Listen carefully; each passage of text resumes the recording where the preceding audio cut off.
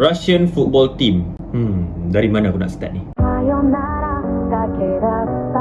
Assalamualaikum warahmatullahi wabarakatuh and welcome to my channel. So, in this video, aku akan cerita berkenaan dengan isu Russian dan juga Ukraine yang mana dah menjejaskan persatuan bola sepak Rusia dan klub-klub di Rusia.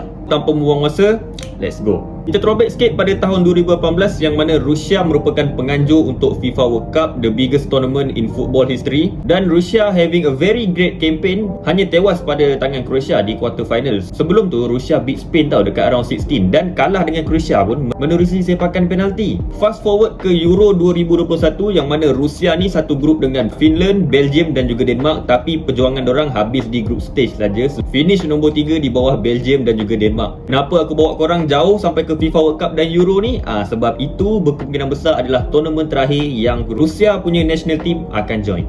Aku rasa semua orang dah tahu dah, pada tahun 2022, lebih spesifik pada bulan Februari, Rusia ada menimbulkan isu dengan Ukraine yang mana dalam bahasa ringkasnya peperangan lah antara Rusia dengan Ukraine ni.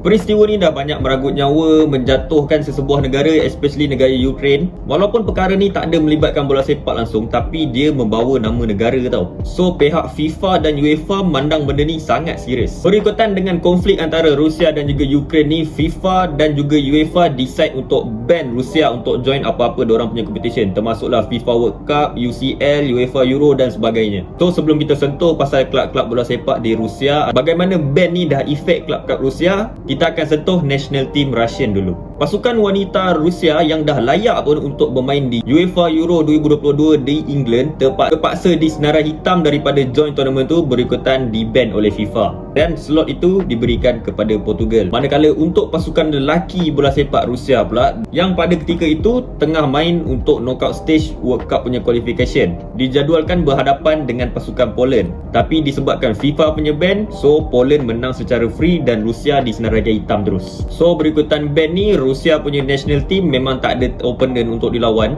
Kebanyakan opponent menunjukkan respect kepada negara Ukraine yang mana dorang pilih untuk tak adakan football match against Russia. Rusia punya last opponent adalah pada tahun 2021 yang mana dorang menentang pasukan Croatia, result berakhir dengan kekalahan 1-0.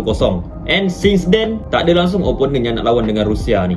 Kalau secara average, sesebuah negara akan main sekurang-kurangnya 11 game dalam masa setahun. Tahu tak berapa banyak match Rusia main pada tahun 2022? Yes, kosong.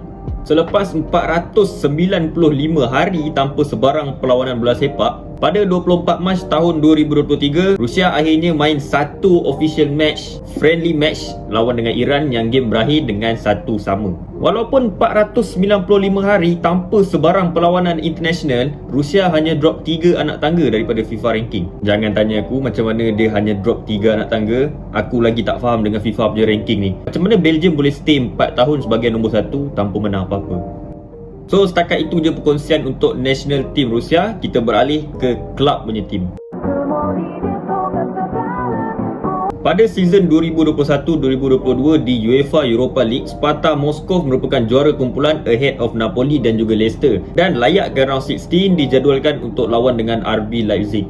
Tapi sayangnya untuk pasukan Sparta Moscow, perlawanan ni tak dapat dijalankan gara-gara konflik antara Rusia dan juga Ukraine. So RB Leipzig menang secara free. As we all know, UEFA menyediakan 2 slot untuk pasukan daripada Rusia untuk bersaing dalam UEFA Champions League. Tapi disebabkan ban daripada UEFA ni, of course lah Rusia tak boleh bertanding dalam UCL dan UEL. Pasukan seperti Sparta Moscow dan juga Zenit yang mempunyai banyak player daripada luar Russian, of course lah tak bersetuju dengan perkara ni sebab dorang kalau boleh memang nak beraksi dalam UEFA Champions League. So bagi mengelakkan kejadian ini, pada Mac 2022 FIFA dah announce yang semua player yang bukan warga negara Rusia ataupun datang daripada klub luar bermain di Liga Rusia boleh suspend dorang punya kontrak sehingga habis season 2022 di Rusia punya league. Atau dalam erti kata lainnya, player ni boleh minta untuk kontrak orang di-terminate lah supaya klub-klub Europe lain boleh ambil player ni. Ada beli secara langsung atau loan, itu terpulang. Selepas 2 minggu je announcement ni dilakukan, sebanyak 40 player daripada 13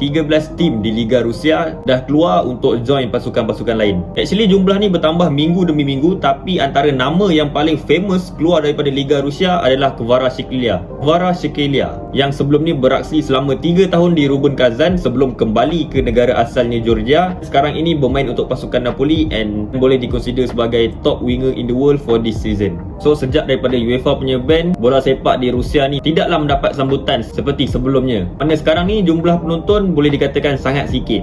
Actually, Rusia diberi pilihan tau untuk join Asia punya federation, keluar daripada FIFA masuk Asia punya federation. Rusia boleh nak lakukan benda tu. Dan kebanyakan negara daripada Asia ni pun menerima kehadiran negara Rusia untuk compete dalam Asia punya league. Yang mana kalau Rusia join Asia punya federation, dia boleh main dalam ACL, dia boleh main untuk Asian Cup dan segala jenis tournament di bawah Asian Federation Cup. Disebabkan sampai sekarang masih lagi tak ada further update daripada FIFA dan UEFA untuk disband Rusia, untuk membenarkan balik Rusia untuk beraksi dalam UCL, UEL dan sebagainya.